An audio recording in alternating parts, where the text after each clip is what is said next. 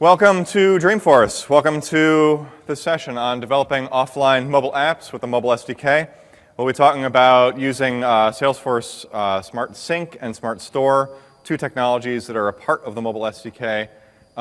For this app, we're going to be building a hybrid app that will sync down contacts and allow you to dial and make changes to phone numbers, that sort of thing. Pretty simple app, but that's what we'll be doing. Before I go any further, of course, everybody's favorite side, safe harbor. If I make any forward-looking statements or if I outright lie to you, try to ignore it and don't buy anything.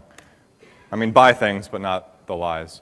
I'm Tom Gersick. I lead the mobile practice within Salesforce Services, which is our professional services arm of Salesforce. You can come see us over at the Success Services Hub, which is in the Hilton, if you want to meet with any of our team. And what my team does, we build a lot of what we do is we build mobile apps, offline apps for custom use cases, custom branding, heavy data synchronization, things like that. We also build mobile websites, online mobile apps, things like that for Salesforce customers. So any of our customers that have a real need for developing a really interesting kind of critical solution for their teams, that's where my team focuses our time. I just lost the video on that one. I guess everything. Oh, okay. It's okay, I just didn't know if that was a problem. So that's what I do. If you have questions, you can ask them after this. You can also reach out to me via Chatter, the session record in Chatter. You can also always reach me at Twitter at Tom Gersick. And if you have questions about this session or anything else, I'll do my best to answer them. So what are we doing here? First off, I'm going to show what we're going to build today, which is the app. I'll give kind of a demo walkthrough of what that is. I'll talk a little bit about offline. Why are we even interested in offline? You know, Salesforce is a cloud company. Why should we even worry about offline? We're all connected today anyway, right? I'll talk about the mobile SDK, what that is, why we're going to use it, why we might use the mobile SDK versus some other technologies that are out there. Not that any of the other mobile development tools are bad, just why I've chosen to use the SDK here. SmartStore and SmartSync, what those are, what the differences are, how you use them together. And we're actually going to walk through some code. This is an advanced developer track session, so we'll talk about concepts and also walk through some code. So before I go any further, show of hands, who has felt this? I need data, but I don't have it. Who has felt this today? Yeah. All right. So why do we do offline? We do offline because this is where our customers are. Our customers are not always connected. And we have users that have real business use cases out in the field and need to be able to drive a sale, do a field services inspection, do any number of things while offline. We're all theoretically connected all the time, right? We're at Dreamforce, which is a technology conference. We have Wi-Fi everywhere. We have phones that are connected to 4G. And yet we still are offline when we need it most. Not necessarily offline, but you have a really bad connection. You have sort of that gray zone between online and offline. If you're about to give a $1 million presentation to a CEO in the basement of a hospital, that's important. It doesn't matter if you're online 99% of the time. It's that 1% of the time you're offline. What do you need to do to get your job done, to make that sale, to do whatever services you need to do? So your customers, Salesforce customers are in a lot of different zones. We have customers that are out on oil rigs. We have customers that are using heavy machinery in the middle of mines, in the middle of really remote areas. I have customers that are working in, trying to sell textbooks to professors in the basement of large university buildings. And then, of course, hospitals. Hospitals are huge. You often have no connectivity. Anybody who's had, a hospital stay, a baby or anything like that knows it's frustrating to be able to not get a connection because you can get connected everywhere, but for some reason, hospitals tend not to have public Wi-Fi. And a lot of times, if you're in certain wings of a hospital, you can't have a cell phone on at all. Or at least with a Wi-Fi or a 4G type signal. And it's not just about what do you need to show or in the field, or what do you need to collect in terms of data in the field. It's about analytics. Analytics is a huge topic here at Dreamforce this year, and we're going to see some great announcements from Mark later on today. But analytics, one of the big things about analytics, you need to have that data. And you're not going to have accurate data if your users are keeping notes on a piece of paper or they're writing notes into Evernote. And then at the end of the day, they're expected to enter their call notes into Salesforce rather than spending time with their kids. They're not going to do it, or they're going to do it, but they're going to do a really poor job at it. So the best way to make sure you have good data for those analytics is to make sure you're enabling your reps to keep information in the field access to what CRM data that they do need, try to filter it down so they're not having to sync forever to get that information, but be able to then get that data back up into Salesforce just by syncing. So that at the end of the day, when they're back online, or they're at a restaurant, or they're able to sync up at Starbucks, all they have to do is push a button, and everything's back up into Salesforce, and they have the newest data also down from the cloud without having to do any work. So here, I'll show what we're going to build today. Super simple app. Like I said, it's a hybrid app.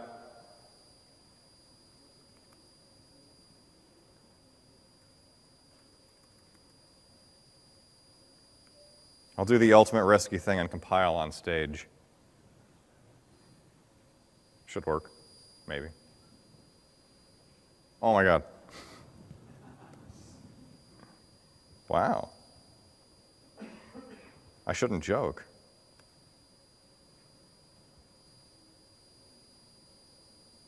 Network connection was lost.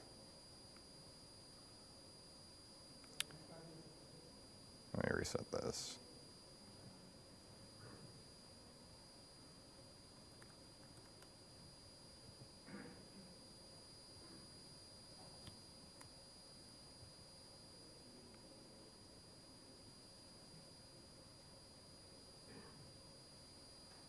Everybody cross your fingers.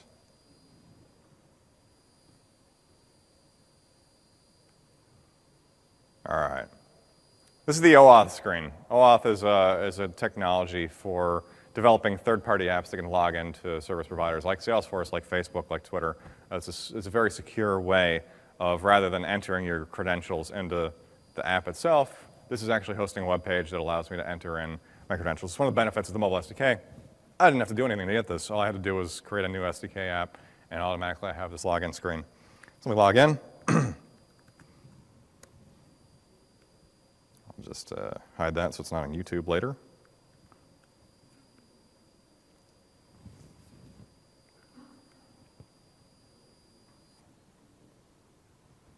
All right, like I said, simple app.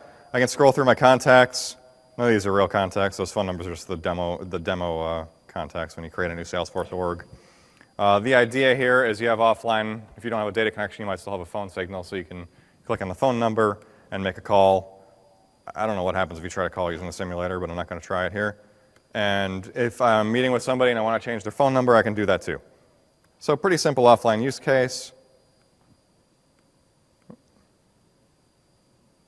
And it refreshes the page and shows the new phone number.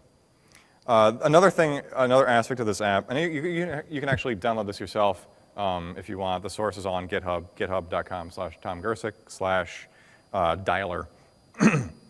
And I also have up here in this left-hand nav bar, it has a few things that you would never have in a normal app. It's mostly kind of demonstration tools to show how to work with SmartStore, and a little query thing here that'll show like some of the tables that are stored, things like that. So up nav bar is really just for the demo purposes for this presentation.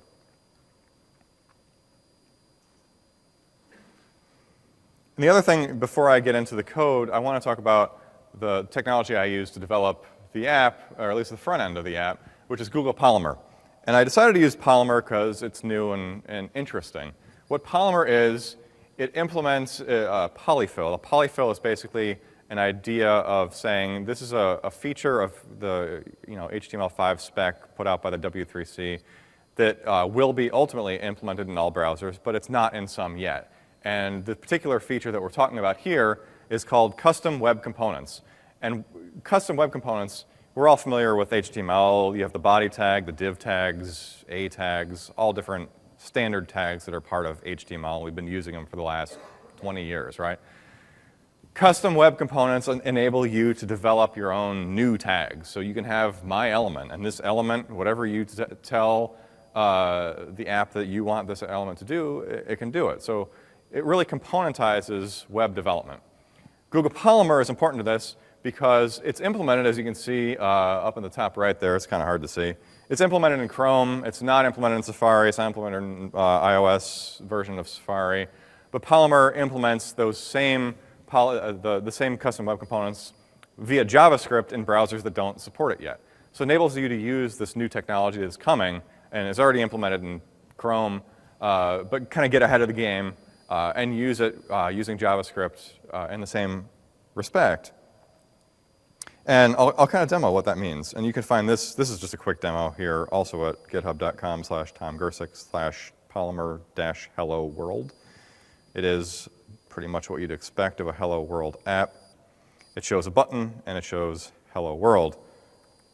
And to do that, I'll make this bigger here. This is the index.html. You can see here, there's two components you probably haven't seen before if you haven't worked with Polymer. We have paper button, and paper button is it's a standard Polymer web component that you can add in there. You don't have to do anything to put it in. So that's an example of a standard component that comes with Polymer. And Hello World, which is mine. And I created this custom component using the kind of standard spec for doing that.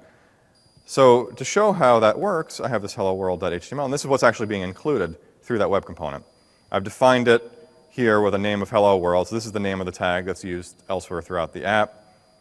I use this template to say this is where the content is going to be. And then I have my hello, and I'm passing in a variable, which is kind of like Angular syntax with the Angular brackets, and then a little smiley face. And you can see here I have a default value for world, and I'm passing in a value. So that's how Polymer works. It enables you to kind of componentize, segment out areas of code that can be reused in a way that wasn't necessarily possible before. Polymer also implements Google's, the paper components kind of implement Google's new material design language, which is sort of where they're going with web components, where they're going with Android. And I'm not a designer, so it was a way to make an app that didn't look, awful. It was a way to make an app that kind of looked kind of cool. It's really easy to use. This is kind of just the steps to create an app just like what I just showed to start off. This creates the www directory that you would incorporate into your SDK wrapped app. But it's really just a matter, it uses Bower as a package manager. Bower is really nice because you can do, once you have everything in there, as Google updates the Polymer components, you just do Bower update and it automatically updates it, and you don't have to do anything to keep your app up to date with Polymer's new releases. And you just install Polymer, you install the core components and the paper elements, which are part of the material design language. So that was a bit of a tangent, but it's important because I'll show kind of how the app is put together with Polymer and how I'm using that to interact with SmartSync and SmartStore. Okay, so the Salesforce Mobile SDK. Who here has used it?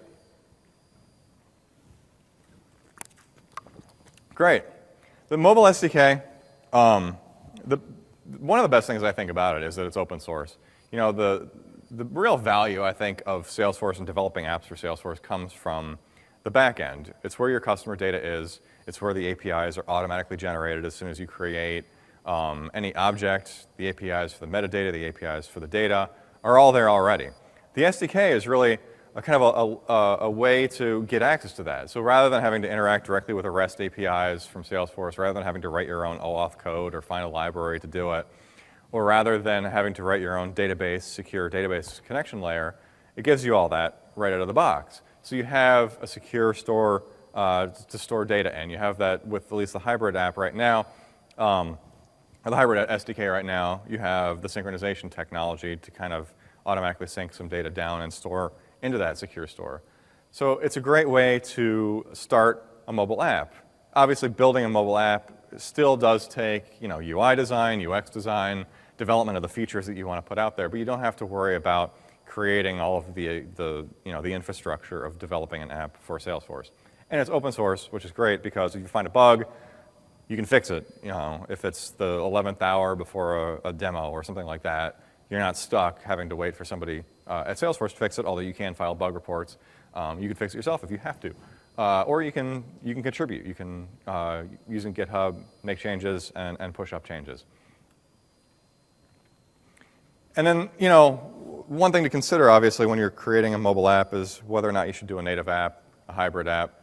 What I've tended to tell our customers is, if you're dealing with a ton of offline data, I have one customer who's syncing 30 tables from Salesforce and hundreds of thousands of records. It takes about an hour to sync all of that data down. That kind of a use case, you need the memory management of native code. You need the kind of speed of native code. It makes sense to take the time to develop a mobile app using native code. If you have a lightweight kind of use, like the one I'm showing here today, where you need a dialer, you need quick access to context, and you want it to work on iOS and Android, potentially Windows Phone in the future, it makes a lot of sense to develop a hybrid app. If you're dealing with smaller data volumes, maybe 1, 2, 3 objects, something like that, and a couple hundred, couple thousand records. So let's talk about SmartStore. SmartStore, one of the terminology around it tends to be around soups, not tables. So at the top level, you're storing your data in soups. And they're called soups, I think, because you're not necessarily syncing each table down into separate relational database tables on the mobile device. What you're doing is you're actually storing a document store, much like a NoSQL database like MongoDB or something like that. You're storing JSON documents, and those JSON documents might encompass a variety of different tables from Salesforce. You're not trying to recreate the relational schema of Salesforce. You're trying to download the data that you need for that app in such a way that you can use it. So maybe you just want one query that brings down your accounts and contacts. You can do that pretty simply with a SQL query. And you don't necessarily want to split that back out into an account and a contact table. You're going to create kind of a soup, a medley of that in a JSON document format within SmartStore. And SmartStore is all built on SQLite, which is a relational database. So it is using indexes and everything that you can think about with relational databases behind the scenes. But in terms of how you're interacting with it as an application developer, it's a JSON document store, which is great. It's a great way to keep track of the data that you need without having to recreate relationships. It's also encrypted with 256-bit encryption with SQL Cipher.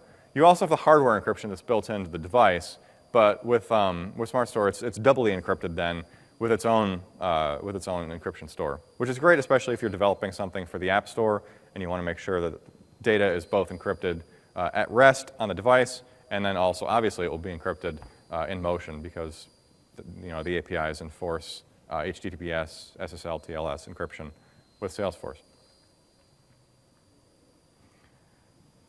So I'll do a quick query of data here in the app and just kind of show how it's stored.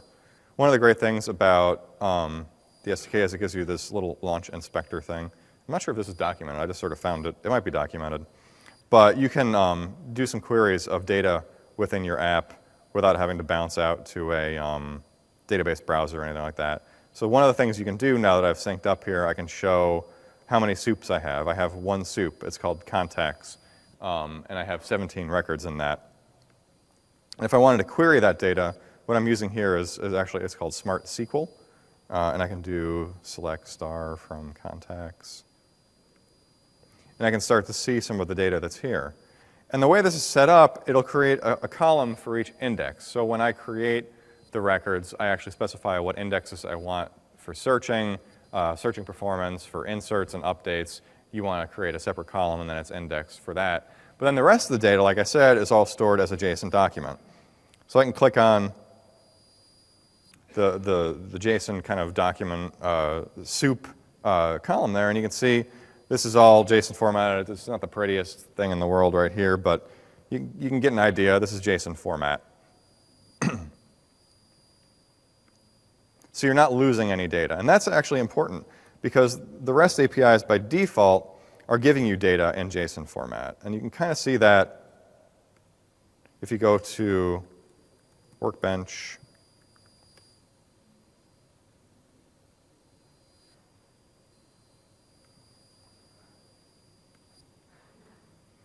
If I were to query some contacts in Workbench and show the raw response, I'm getting JSON data back. So the great thing about SmartStore is the data that I'm getting back from SmartStore is in the same format as the data I'm getting back from the Salesforce APIs. So any code that I'm writing to parse the data that I'm getting back from Salesforce APIs automatically works with the code that I'm using to get back from SmartStore. I don't have to write code to recompile it into a JSON format that I can then work with or anything like that. I'm actually indexing that. I can search on it on those indexes, and I'm actually getting that JSON data back in the exact same format that I got it from Salesforce. So my offline code can work exactly like my online code.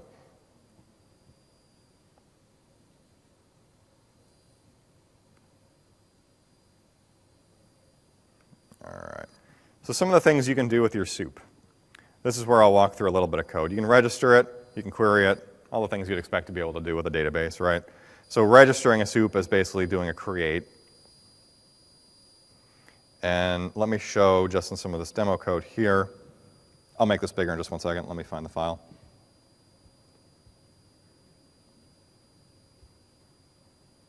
Oh, I have it open.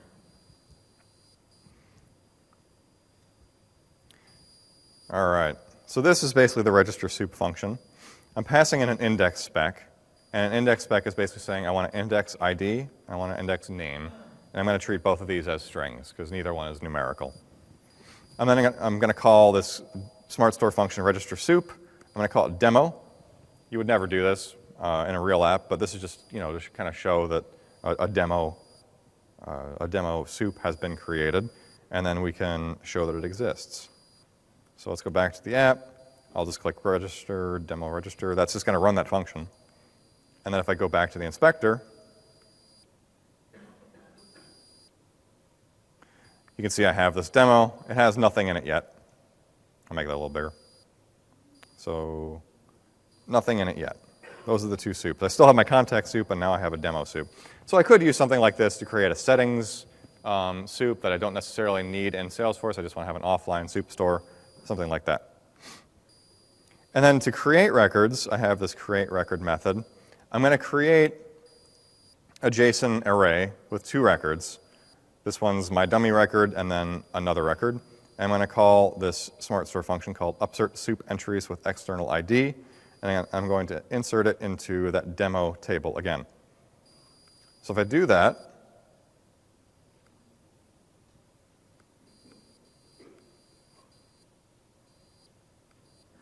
you can now see I have 2 records. And those 2 records, select star from demo. You can see they're in JSON format, exactly what I just entered.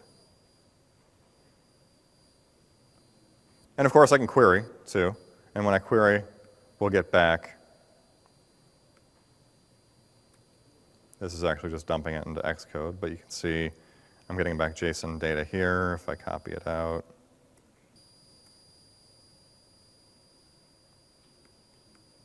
Make it look a little prettier.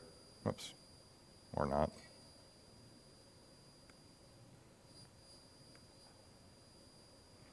You can see it's exactly what I just entered. My dummy record and another record with an ID.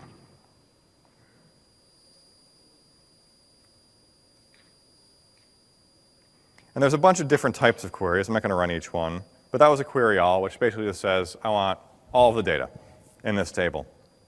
And it'll page through it. I have 2,000 records at a time here. Obviously, there's only 2 records, so it's not going to page it. But you can get 2,000 at a time or 100 at a time or whatever you want.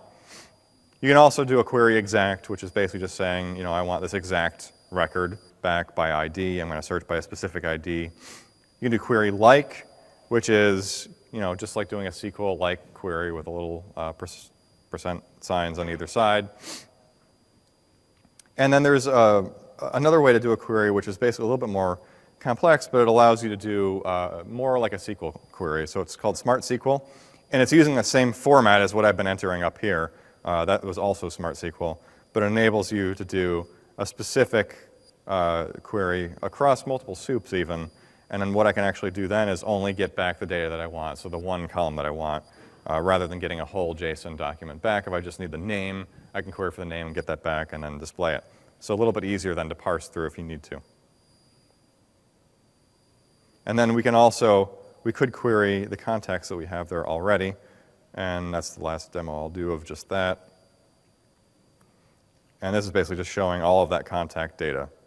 It's a little bit messy, but JSON document data coming back that I could then parse through using the same format that I was parsing through from the REST APIs.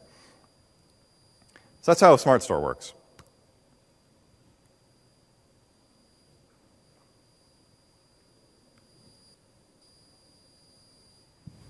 So what is SmartSync?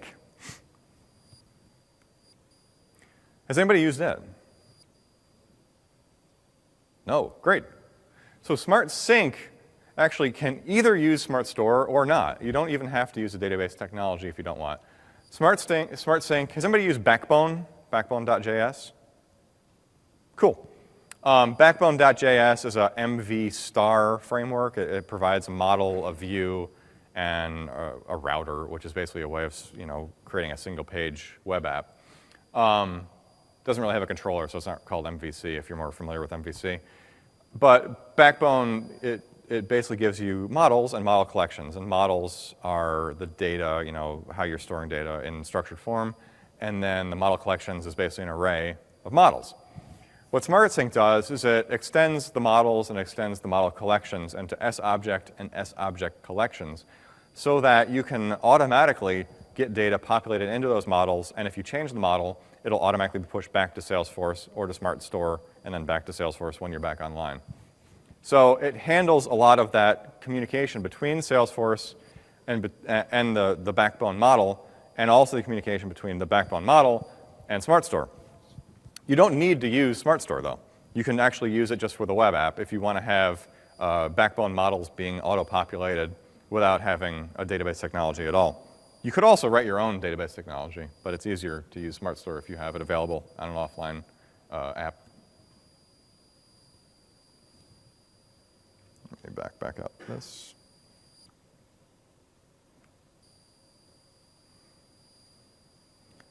So let me show just quickly in the code how that works. If I actually go into the index.html, you can start to see how the app is put together. And it's put together, I have a div container that has the contact list, and the contact list is what you'd expect a contact list would be, just the list of individual contacts that we showed before. And we also have this force client service, and the force client service is what I'm actually going to use in order to communicate with Salesforce. So if I look at the contact list, you'll see a few things. First off, I have this force contacts element that I've developed, and it actually just populates this contacts model collection. The model collection is then iterated through with each individual contact card. So contact card is each individual contact that you see on the screen, and the contact list is the collection of them. And force contacts is where I've then created my models, my model and my model collection. So like I said, S-object extends the Backbone model, and S-object collection extends the Backbone collection. So I have this set up to download automatically using SmartSync, ID, name, email, and phone, and it's caching those offline. And when I'm doing a write, what I actually have here is a different list of fields for doing writes to Salesforce than doing reads to Salesforce. And the reason for that is, one, I'm only changing phone. I'm not enabling in the app anything else to be able to change. And also, one of these fields, some of these fields can't be updated. Name, in particular, if I had name in there and tried to update it, it wouldn't let me update it because name is kind of a formula field where you have actually, it's stored as first name, last name, and then presented to the API as name. So you can't actually write to the name field. It's a queryable only in Salesforce. So I'm really just pushing ID because I need ID to identify the right field, or the right record rather, and then I'm pushing phone. And then if I stopped there, this would be just a web app, populating Backbone models without any database technology whatsoever. Cache and cache mode actually are what actually starts up that SmartStore cache that's storing everything behind the scenes. So you can actually see it's pretty easy to do if you want to store your data from SmartSync into a SmartStore cache. All I have is this cache and cache mode. And cache mode is basically, there's a couple different, and these are all documented, but a couple different modes in terms of how you want to handle records that are either conflicting in the SmartStore or conflicting in Salesforce. A couple different ways you can handle those. So this is basically just showing, telling the app how I want to handle those. And then my contact collection is the list. So I'm passing in a few things. I'm checking to see if I'm online or offline. And if I'm online, I'm doing an MRU query. If I'm most recently used query of Salesforce. And if I'm offline, I'm just going to query the SmartStore database. And then down here is where I'm actually executing a fetch. And this contact collection is the instance of the model collection that I've created, the S-object collection that I've created. And all I have to do is run fetch. And that's just going to, if it comes back successfully, which hopefully it does, it populates an array, this contacts, which is basically just a list of contact information that I can then pass along to the view. And then the view layer shows the information that I want. And kind of the last aspect of that is, of course, this is how I've shown the data, but how do I edit it? That one didn't have one. But we do have the ability here to click Edit, change the number, and this is actually caching it back into SmartStore and also up to Salesforce automatically. So I have contact edit. Where'd it go? Oh, it's up here. So this is the dialog that pops up when you click that edit button. And when I show the dialog, I populate the name, the phone number, and all that, so that's shown within the view. And if somebody changes it and they hit accept rather than cancel, I'm just going to fire off an event, a JavaScript event, contact edited. And then I'm going to handle that over here in my list, because that's where I had access to the model collection. And if I go back to my force contacts, I can actually show here how this gets called. It loops through, finds the right model within the collection. I didn't mean to do that. It sets the phone number to what the user has passed in with model.set. And then it calls model.save. There's a couple different ways of doing it. This is going to just override. So it can actually handle, SmartSync can actually handle some conflict management if something's changed more recently than when I'm making an update. In this instance, I'm just going to say, look, I'm standing there, I want to enter a phone number. I don't care if somebody else has entered a phone number. I just want to say what I'm going to say it is. So I'm just doing a merge mode override. And that shows up back in Salesforce.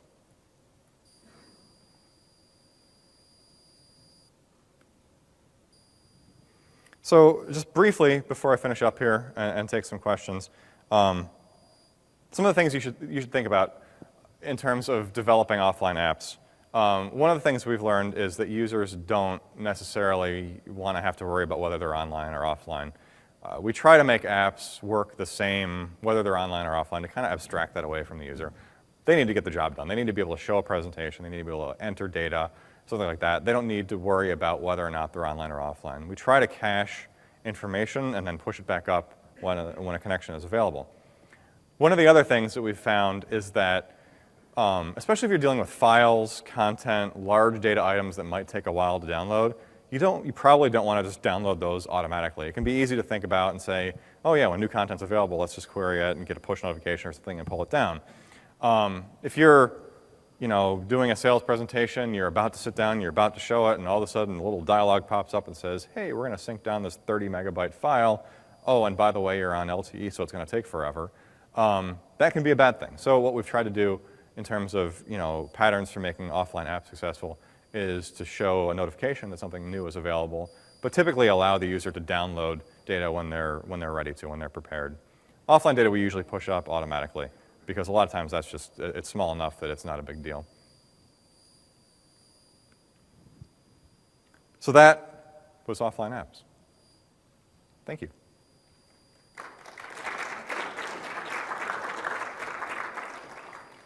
Questions?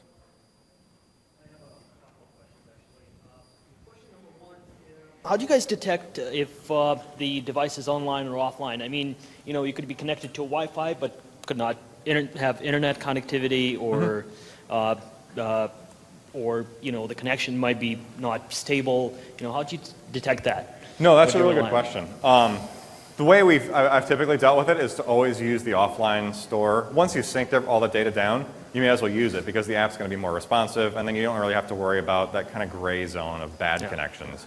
Online and offline is easy to detect, because you kind of know whether you're online or offline. If you're doing a hybrid app, PhoneGap has plugins to detect that. If you're doing a native app, it's just the reachability classes of iOS that enable you to determine that.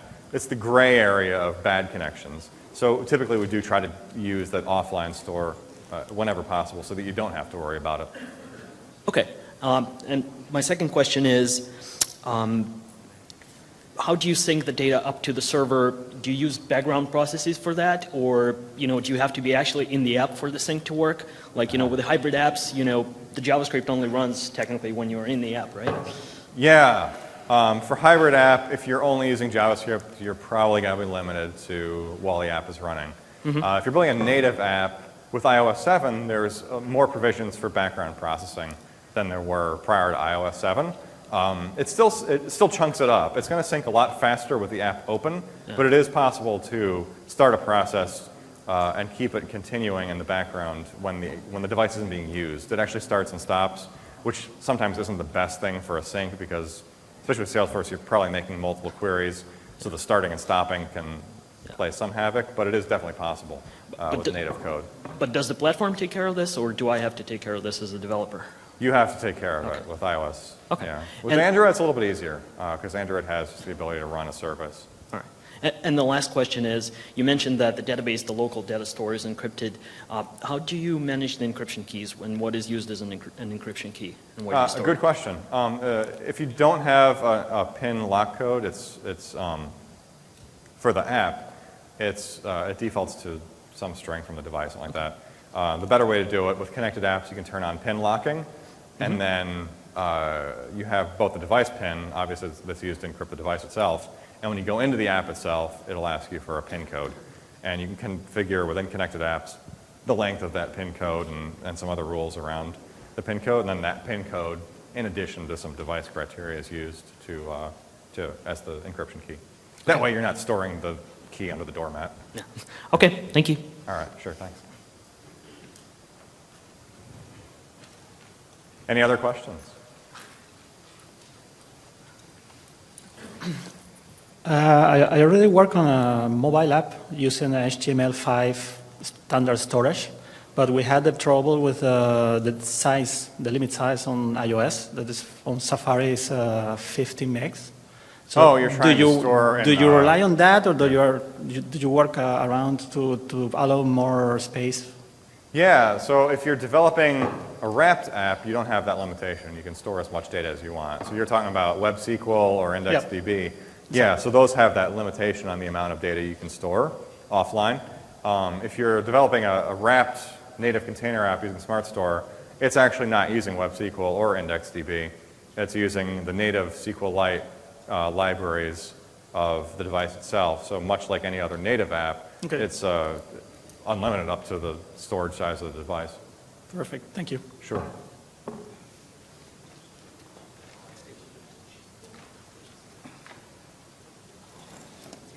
All right. Thank you, everybody, for joining. If you have any questions, I'll be up here for a little while afterwards, and I have business cards if anybody wants one.